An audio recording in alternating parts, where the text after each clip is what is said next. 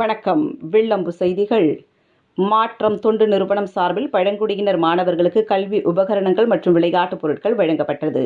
திருவள்ளூர் மாவட்டம் எல்லாபுரம் ஒன்றியம் வடமதுரை ஊராட்சிக்குட்பட்ட செங்காத்தகுளம் பகுதியில் வசிக்கும் பழங்குடியின பள்ளி குழந்தைகளுக்கு கல்வி மற்றும் விளையாட்டு திறனை மேம்படுத்தும் வகையில் மாற்றம் தொண்டு நிறுவனத்தின் நிறுவனரும் மற்றும் திரைப்பட நடிகருமான ராகவா லாரன்ஸ் மற்றும் KPY பாலா அவர்களின் அறிவுறுத்தலின்படி திருவள்ளூரை சார்ந்த இந்திய டென்னிஸ் பால் கிரிக்கெட் வீரரான ராஜ்குமார் ஆனந்தன் அப்பகுதிக்கு நேரில் சென்று நோட்டு புத்தகங்கள் மற்றும் விளையாட்டு உபகரணங்கள் வழங்கினார்.